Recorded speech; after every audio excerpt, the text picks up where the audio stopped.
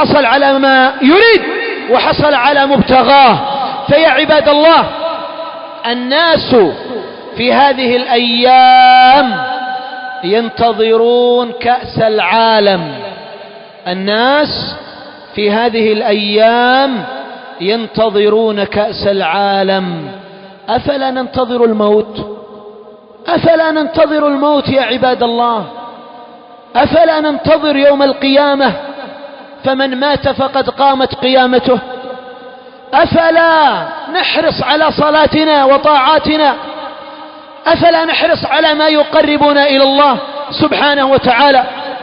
من الناس من قد نصب شاشة كبيرة ربما أكبر من جدار غرفته، وبعض الناس قد جهز محله لاستقبال ما يلهي عن عبادة الله وطاعته سبحانه وتعالى.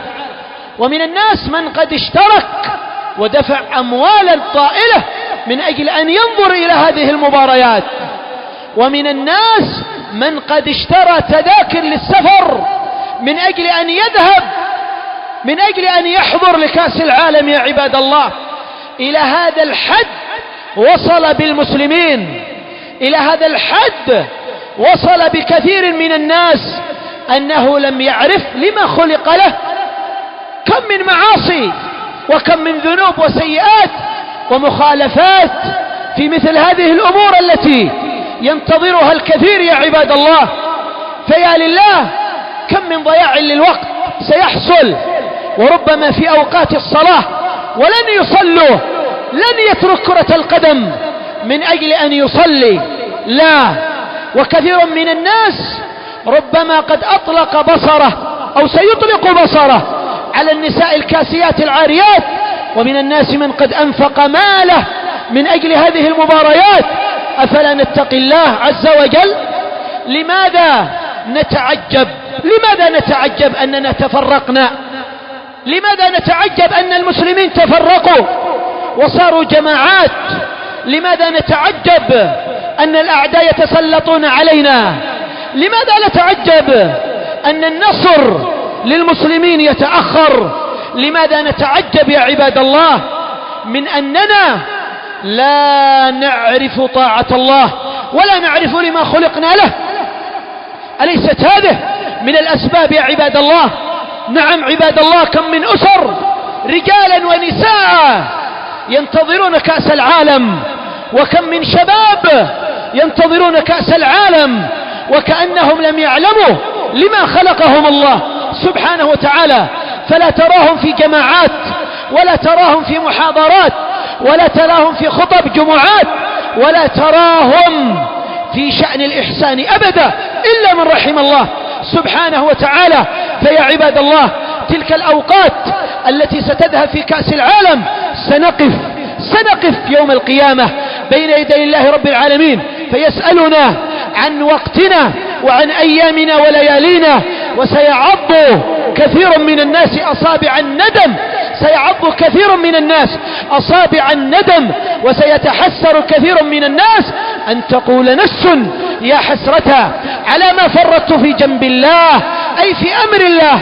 أن تقول نفس يا حسرة على ما فرطت في جنب الله وإن كنت لمن الساخرين. كان يسخر بالمطاوعة، كان يسخر بأهل الدين، كان يسخر بأهل الاستقامة. حذروه من مباريات كأس العالم، فإذا به يغتابهم، إذا به يغتابهم، وإذا به يطعن فيهم، لأنهم حذروه من المنكرات ومن المعاصي والذنوب والسيئات. من الذي يقول ليس في مشاهدة كأس العالم؟ من الذي يقول ليس في مشاهدة كأس العالم محرم؟ والله لا يخلو من محرم يا عباد الله، لو لم يكن إلا اللهو واللعب وضياع الوقت. قال ربنا تبارك وتعالى وقفوهم إنهم مسؤولون. وقال النبي صلى الله عليه وسلم لا تزول قدم عبد يوم القيامة حتى يسأل عن أربع: وعن عمره فيما أفناه، وعن عمره فيما أفناه. فالله عباد الله في الانشغال بما خلقنا له. خلقنا لعبادة الله عز وجل. اترك مشاهدة كأس العالم وأقبل على الله سبحانه وتعالى.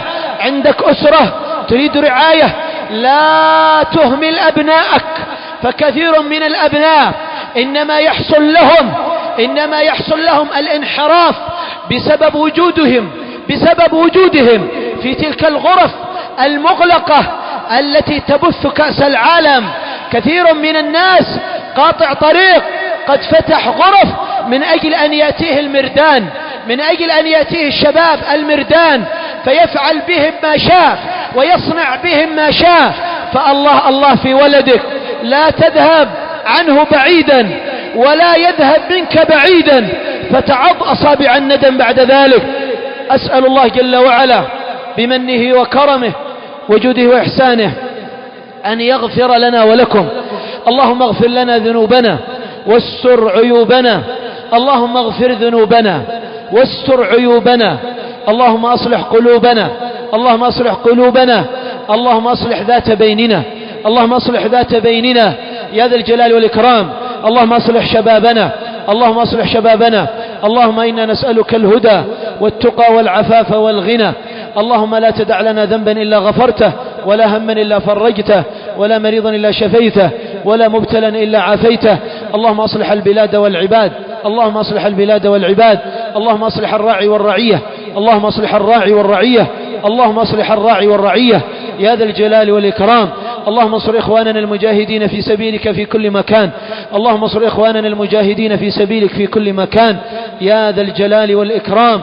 اللهم عليك بالسحرة والمشعوذين، اللهم اقطع دابرهم.